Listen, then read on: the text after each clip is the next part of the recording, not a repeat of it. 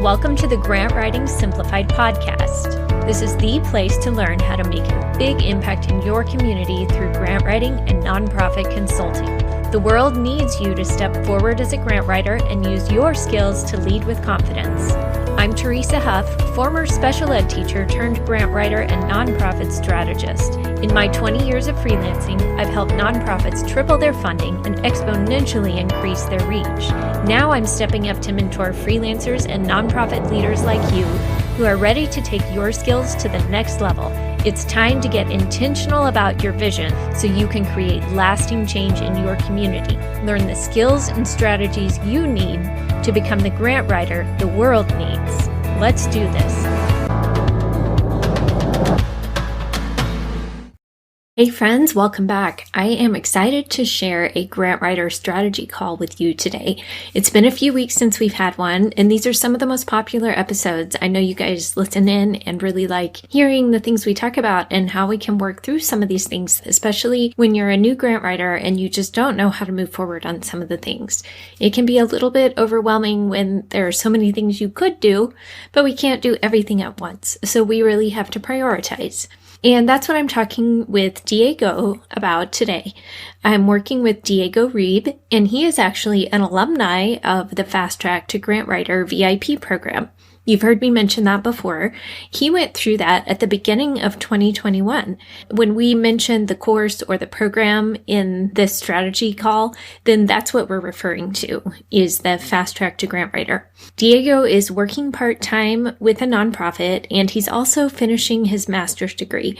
So he doesn't want to take on too much right now until his coursework is done. But his goal is to build up some part-time work now so that by the time he graduates, he will be ready to transition into full-time work. If you've listened to some of the back episodes, you might remember back in episode 30, Diego and I had done an interview early on when he was just finishing up the program.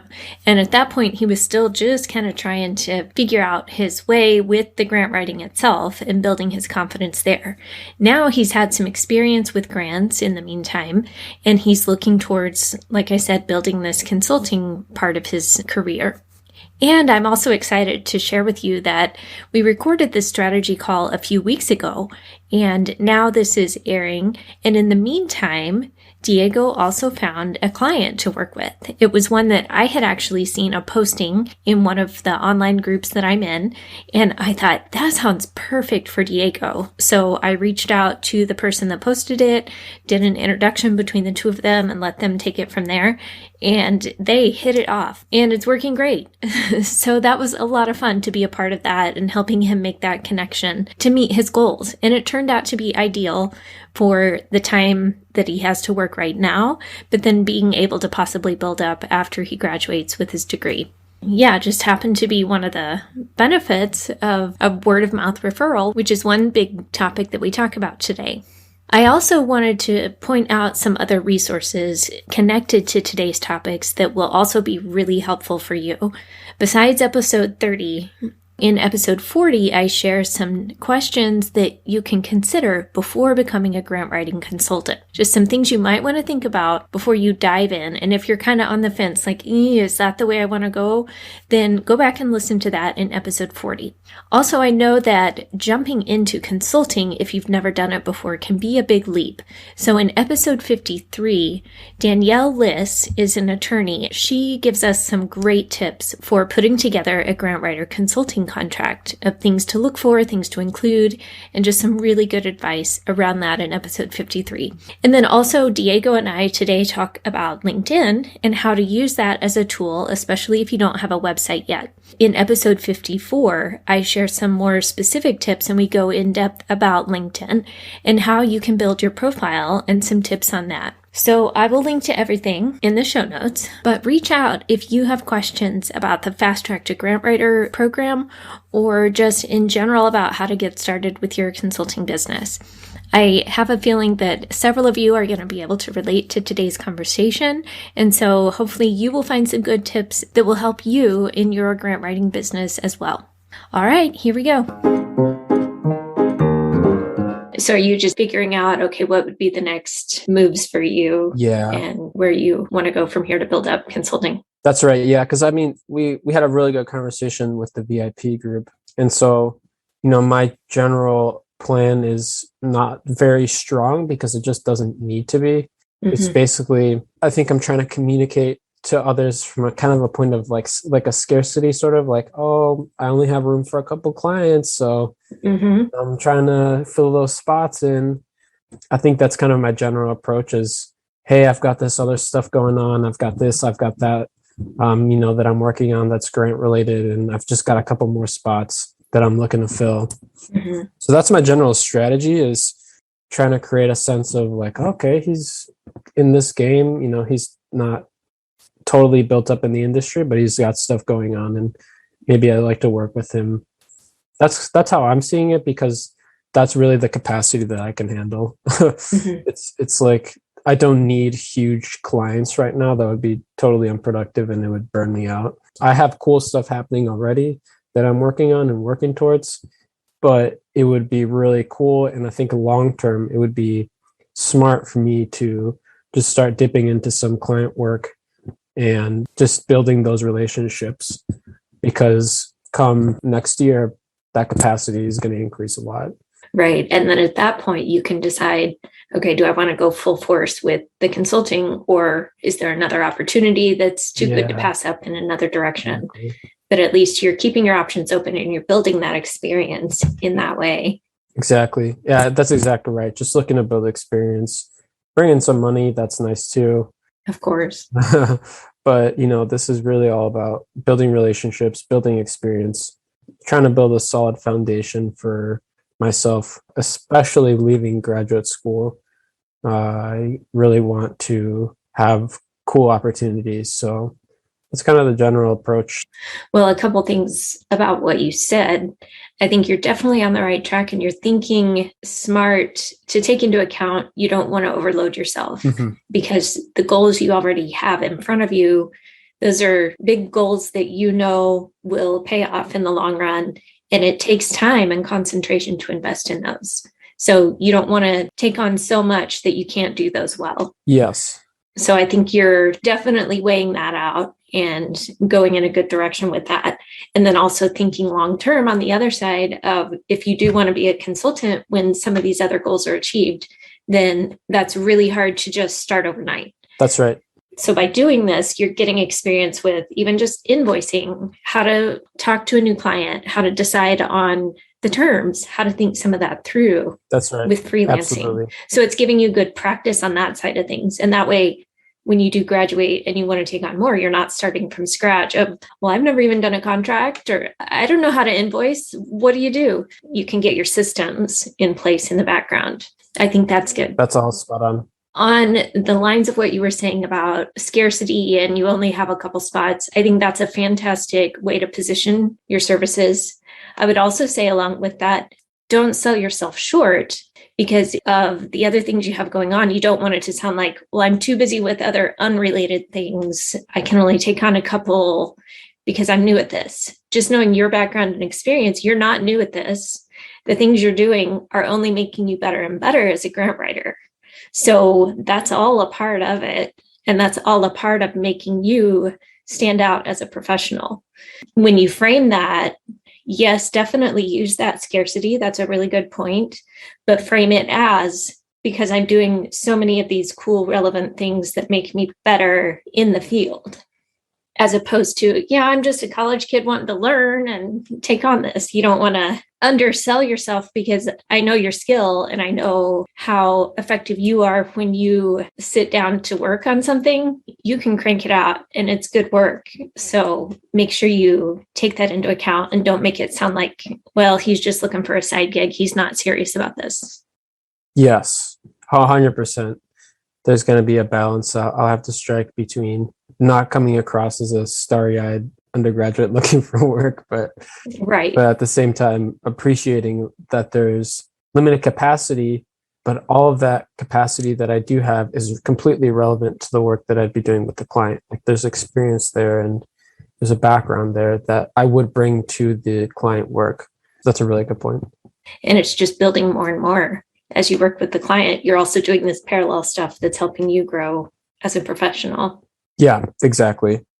I see this as just a great learning. I mean, everything's a learning experience, but in particular, this period of what you were talking about, building that experience with client contracts and how do you invoice and what's my process along that helps automate things so that I don't go crazy trying to do all this logistical stuff while I'm trying to help the clients out. So that's super important for me to learn at this moment so that, yeah, I can graduate.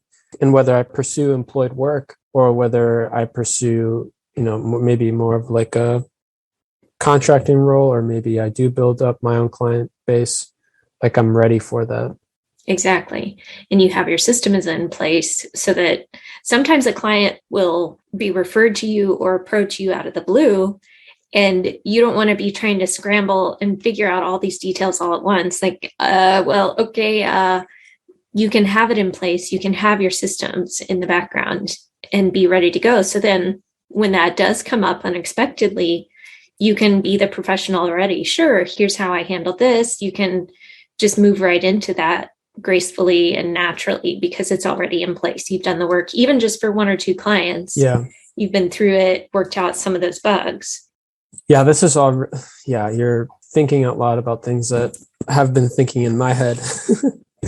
Good. So this is good. This is really helpful. You're on the right track. Yeah. Good. So then some of those things, I know you're naturally good at systems. So some of that will come as you work with clients. You'll work out the bugs. Each client, you'll tweak and refine a little bit more just because that's very natural to you. So what are the pieces that you feel like you could use some extra help with, that you're feeling like if somebody came to me today, I don't know what I would do about this? It's more of a identity thing. I find myself selling myself short. If you said, "Hey, Diego, I really would love to hire you. Let's talk." I tend to then go and sell myself short of what value I could bring. And I think I have all that it takes to do whatever you ask me to do, but it's having that confidence, I think.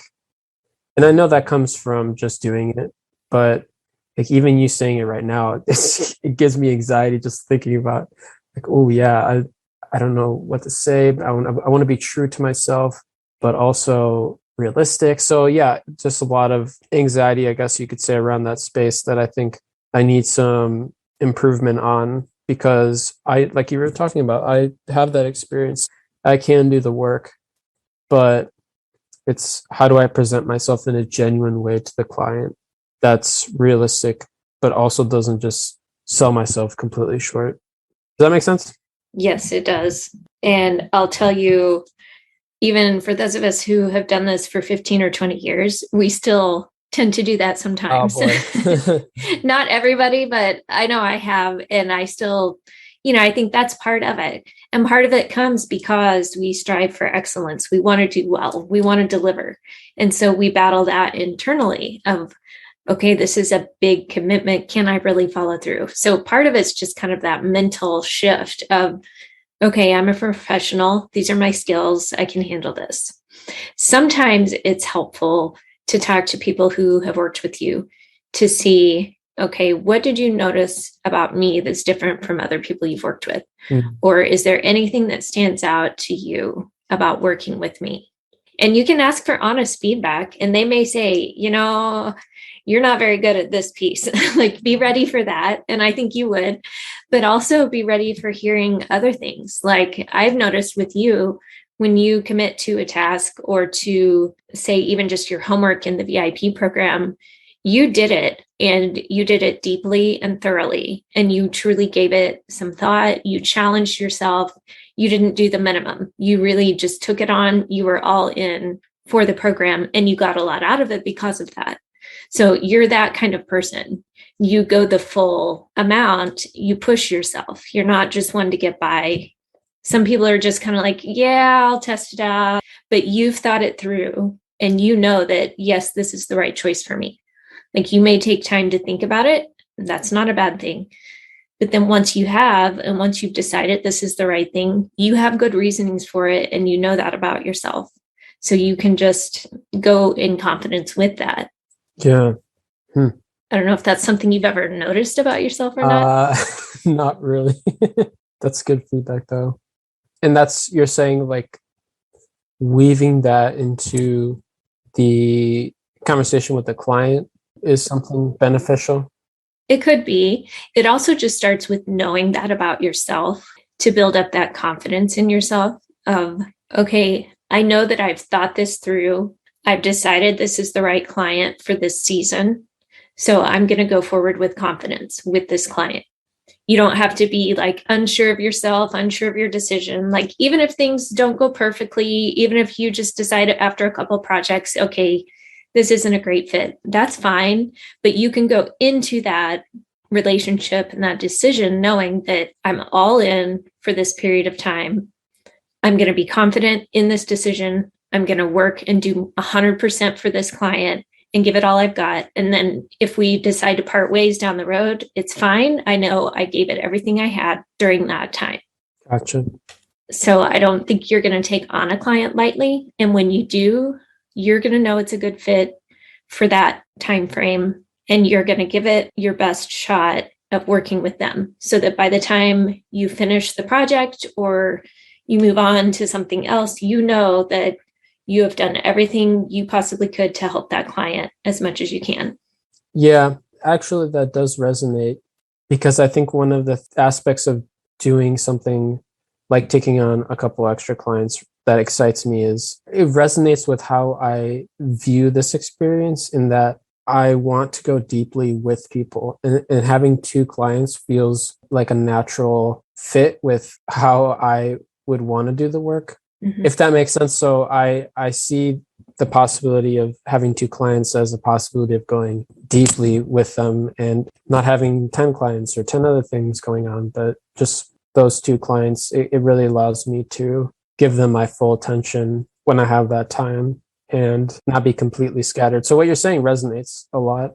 Good. Even if you did, say, down the road, take on a job, you could probably still handle one or two clients on the side that have been long-term. You've already done the background research, you've collected all the information. Yep. So then when you're writing grants for them, you're not starting from scratch every time like you would with a brand new client. You got that established bank of resources and content to pull from. Even if it's new grant opportunities, you already have that. So it's less time commitment trying to get up to speed each time because you already have those. So it might be more manageable to keep those one or two on the side that you really love working with. Yeah, that's a good point. Building up that client base, regardless of whether, when I finish my graduate program, I pursue employed work or I decide to really focus on building more clients. And it's easier to find work, whether it's a job or more clients, when you already have work and you already have clients, because you have that confidence to start from, you have those systems in place, and you have those stories and situations that you can reference. Like maybe they ask you, a potential new client says, well, we are struggling with this. Could you help? You could say, yes, I've helped my other client with that. A few months ago, we had this issue. Here's what we did. Here's how I helped them through that. You have that to pull from when you're trying to find new clients and build those relationships. Yeah, I had an interview with a potential client not too long ago, and it was super helpful just having the interview because I, in the interview, got to speak about my experience and what I've done. And that did help build a bit of confidence because then I heard the affirmation of, oh, so you've already done this. Okay, I see you bring this and that. So even just having interviews is helpful. It is. You're learning the process, you're practicing it, you're getting used to it to where it's more, you're practicing so it's less and less anxiety each time. Like, okay, this is just a conversation with another person. We're just talking about the work I've done. And it becomes less of a thing and just more of a, okay, no big deal, just having a conversation. Yeah. So it helps you get used to that. Yeah, definitely. The other thing that comes to mind is I know some consultants only sign on clients for longer term, like 6 months or a year. They require a minimum contract. And based on your personality, I think you could frame that because you prefer to go deep with a smaller number of clients. You only have capacity to take on one or two, and you prefer to work long-term because that's when you see the most success with clients, is when you can really dig into their organization, their goals, and make sure you find the best fits for them and work together over that time frame. So then, number one, that guarantees you some consistent income over a set amount of time. Yeah. But two, that allows you to go deeper and more thoroughly with those one or two clients that kind of fits your personality too, as opposed to just bouncing around trying to get up to speed on every single client. Yeah, that's exactly right. Yeah, I would prefer a more long-term contract. You could say for the one client I do have right now, this is what we've developed, is more of a long-term relationship. And I think it's benefited the both of us really well. So I would absolutely want to recreate that experience. I would not want to bounce around. You're right. That would not be in alignment. That sort of frenetic energy is not, doesn't resonate. It can be done. And I've done it on some projects, like for a specific federal grant where someone needed help with that project. But for me, when I sign on a client, we end up working together for several years. And we build that relationship. We kind of get systems. We just get in this really good rhythm. We know who takes care of what. When I need information, they quickly get it back to me. They know what I'm looking for each time. It's just a really good relationship that we've built up over time. And it also builds up really good referrals and testimonials by doing that, because then you have that longer track record and people that you're building loyalty, mutual loyalty, really, between each other. Yeah. Can I ask you a question? I'm just curious. So you were initially in grant writing working under somebody for a couple of years, right? And then you sort of transitioned into working on your own. Is that correct? Okay. So what was your strategy as you were making that transition? Were you similarly looking for just a couple of clients to go really deep on, or were you more like, oh, I have all this capacity, I'm just going to grab as many clients as possible, or something else? Really, over the years, my best source of clients has been word of mouth referrals. So at first, when I started on my own, I think the first word of mouth referral was a one-time federal grant project. It was just a one-time thing for a school district. They needed help with this large project. So I wrote that for them. But then in the process, I also got to be friends with someone who was a paralegal at a law office, and they often had nonprofits coming in needing help with paperwork. She was also well connected on several nonprofit boards in the community. So she was just one of those natural connector people that we talked about in the program, that she loved introducing people, loved making connections of people who could use resources. So she was a great source of referrals for nonprofit clients. So then at that point, a couple of those turned out to be long-term clients because they were well-established nonprofits, but they were growing, but kind of to that cusp where they couldn't get to that next level by trying to write grants on their own. But yet they weren't large enough to hire a full-time grant writer either. So the director just kind of needed some of that external support with the grant writing and program development. So that turned into some long-term clients that way, where we could go deeper and build that relationship over time. Yeah, that's really interesting. So it was kind of some of both, to answer your question, just by nature of the opportunities at hand. Yeah.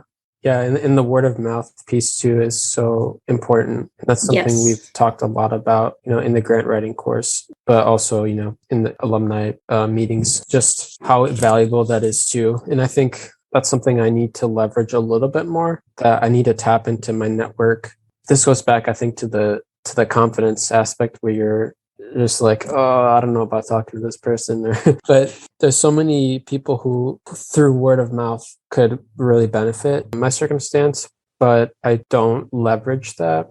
But I mean, it sounds like that was a really big catalyst for you in developing your client base, was that word of mouth aspect. It really was, because the people referring me knew my work ethic. They knew the quality of my work. They knew that even though maybe I didn't have tons of grant writing experience, that I was more of a specialist than they were, that I was somebody that was learning quickly and doing the grant writing. Even though I hadn't been to school for that specifically, I still was learning it and getting better and better all the time. And so I was definitely better than what they had already.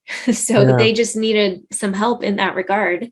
Yeah, that was the best source for a while, because she knew that I was worth referring and that she could feel good about referring me to someone to write grants for them. And so it worked out really well. They take it a little more seriously when it comes from an introduction like that, as opposed to just a cold call out of the blue. Yeah. And do you still find that word of mouth is your biggest ally, or is it morphed into something a little bit different? Some of both now. The podcast has brought in people to my programs and things now. Word of mouth is still very beneficial for, like, someone asked me to speak at a conference coming up because of what they knew. And we have been in some of the same local groups. And so we also have some mutual friends and connections to where that was definitely beneficial. And so things like that, new opportunities, definitely word of mouth has been helpful. Cool.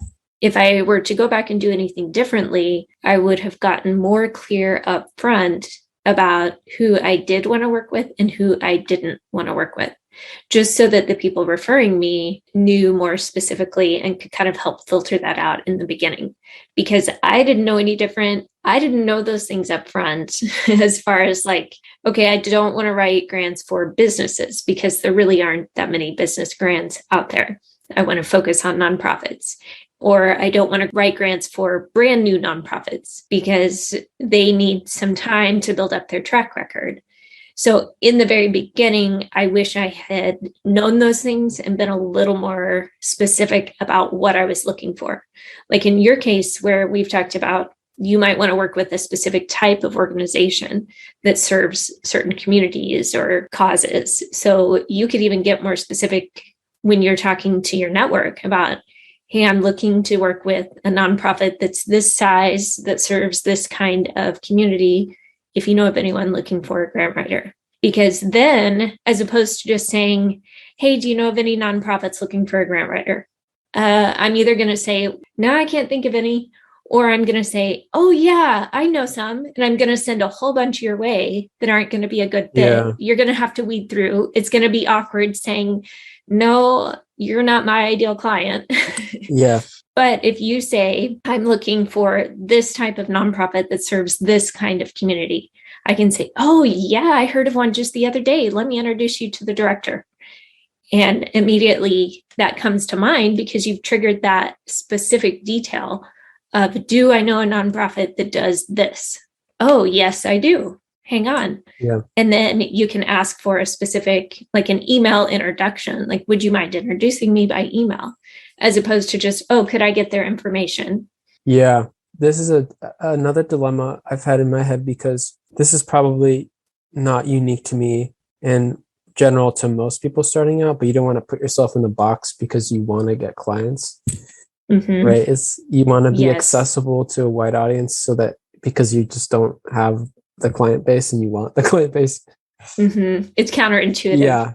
But at the same time, being uniquely identifiable might actually attract more clients in a way. But more importantly, you'll get clients that you actually will have a good fit with. And that's the important part, is that unique fit. And I know in my situation, I would love to sort of reverse engineer the success that I've had at my current organization, which, shout out to Community Access Naperville in downtown Naperville. Awesome. They brought me on as a part-time grant writer and just built from the ground up a grant writing process. And it just has worked out so well that I would love to keep doing that again and again. That's, and it's the same demographic, same sort of environment. But that would be compromised if I then had the strategy of, well, I'm just kind of going to work with whoever comes my way. That wouldn't be a best fit.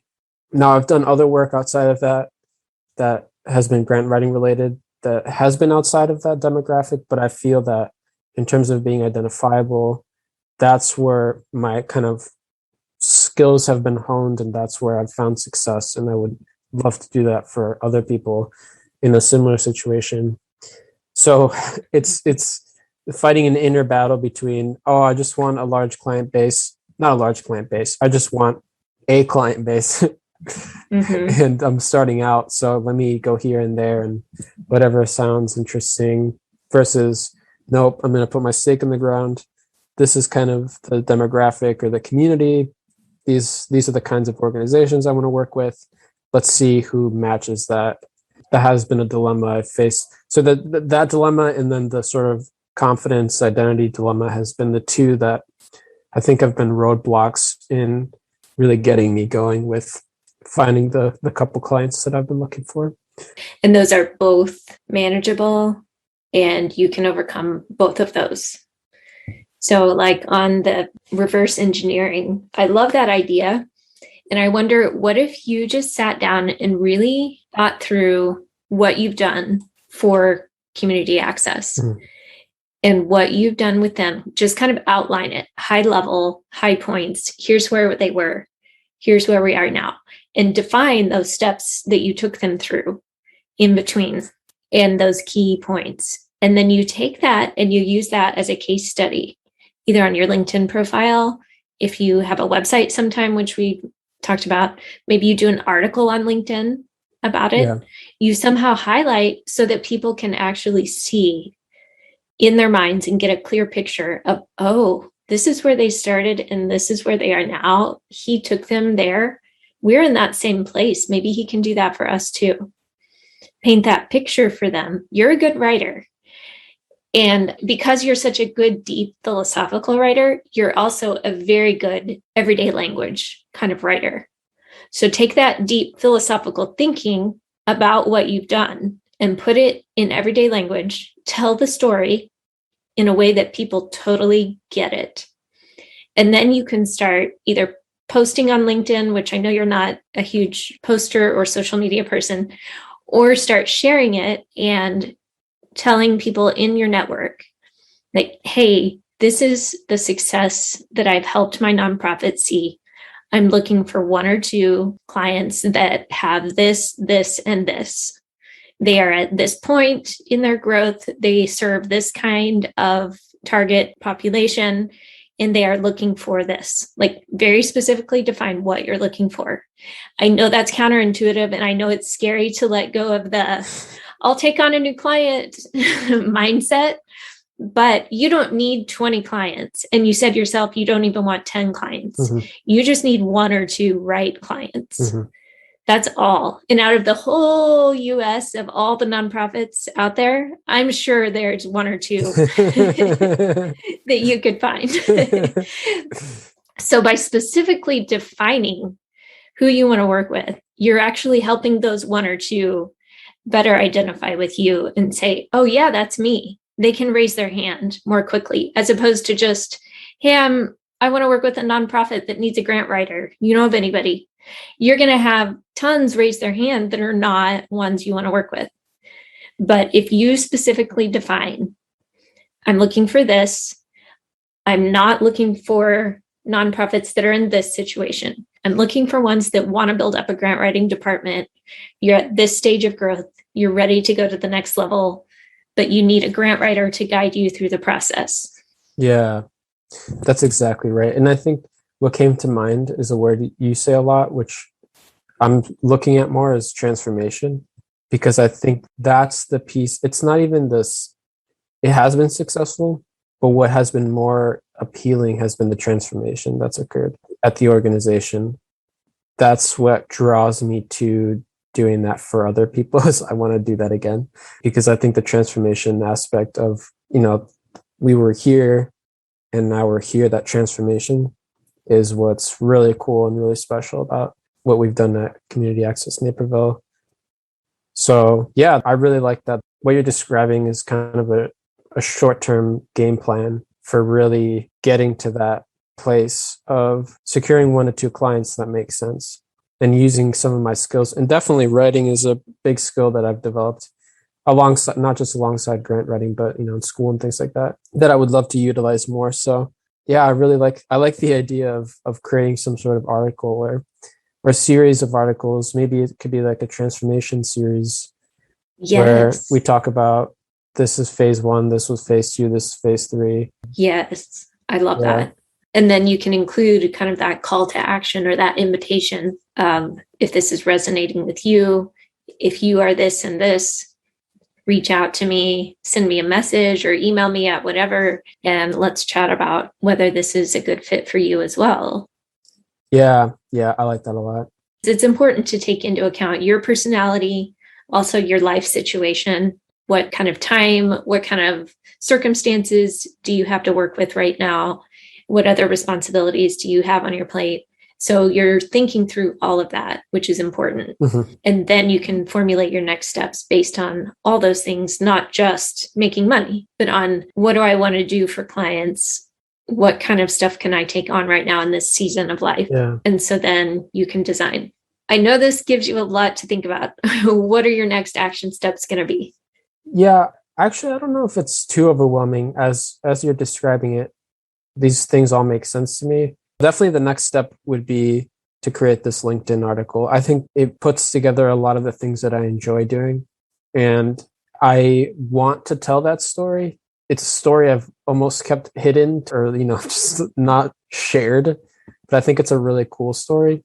So I think that would be the next step is creating those LinkedIn articles. And I definitely like the idea of the kind of a transformation series, like cataloging the development of the department. That's some good homework there. And then adjacent to that, being more comfortable reaching out to people in my network.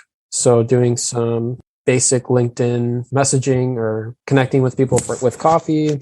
That makes me more uncomfortable, but I know that that's the next step that I need to take that I don't think I have taken.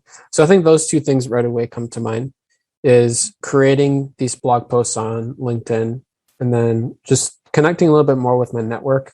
You've also mentioned people at school, like colleagues that are maybe connected in the nonprofit world as well, that you can reach out to. Even look at the board members on your current nonprofit.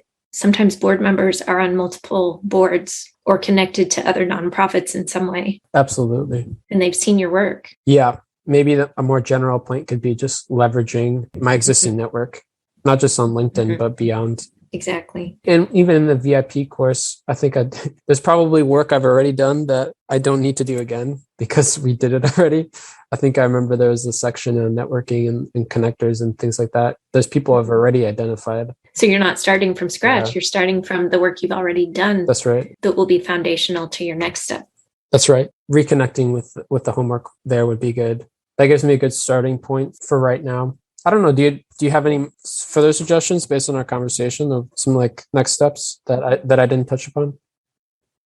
I think somewhere between those two, also get really clear for your own sake, as well as being able to communicate to others what you want to do and who you want to do it for. Sit down and really get that hammered out. And with that said, be open to other opportunities. Like I've shared with you guys in the course, when a senior center called me, I wasn't looking to work with senior centers. I mainly worked with kids and families and that type of nonprofit. But I thought, well, it's something local. It's still kind of related to making life better for families. I'll give it a shot. After going there, talking with the board president, a tour, they were very well established. They've been around for 30 years. It's like, well, I think I could still help them. And I love working with them. We've worked together for 4 or 5 years now. They have so much energy. It's made such a transformation. Even just small grants, they're so appreciative. It makes a difference in their programs. I feel like I'm making an impact there, even though it's not going to turn into a big full-time client. And that's not what I'm looking for right now.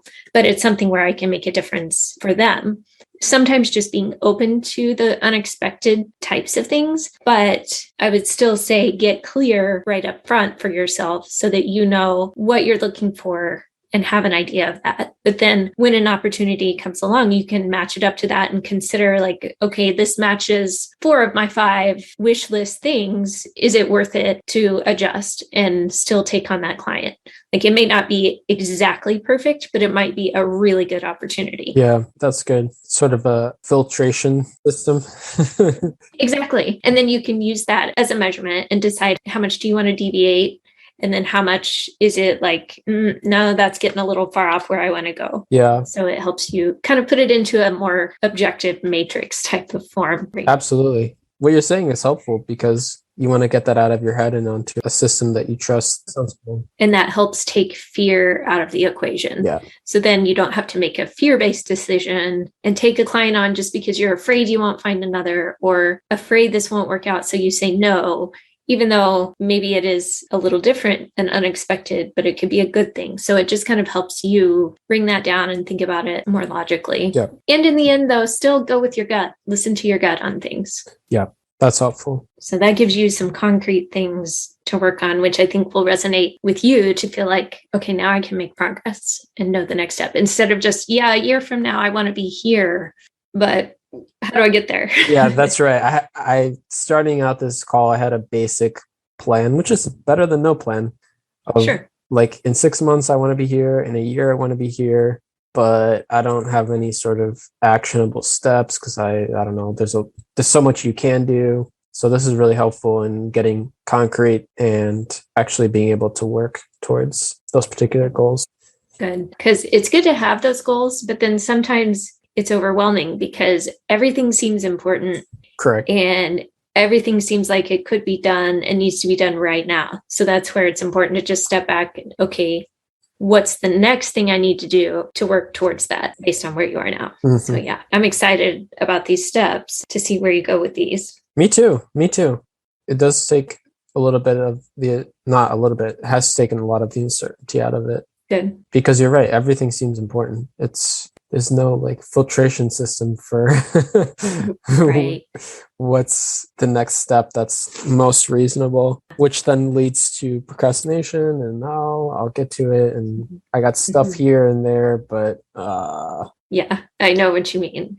Because in your college courses, you're given the assignments step by step, the deadline. But with this, it's very ambiguous.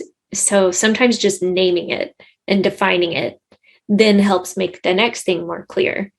And, you only need 1 or 2 clients. So you just need to define it and make sure you're clear on, hey, I have openings for 1 or 2 clients like this. If you know of someone, could you introduce me? And then you just go from there. Nice. Once you get these articles written, even if you do get your 1 or 2 clients, the articles will be there and they're still going to be working on your behalf. They're going to be available for people to read.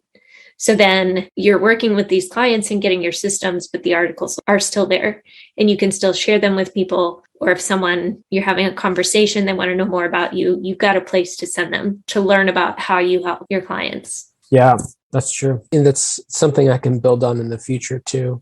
This gives you a place to start putting it out there and getting used to your process again. Absolutely. Yeah. So there's just a lot of really good stuff that can come out of this.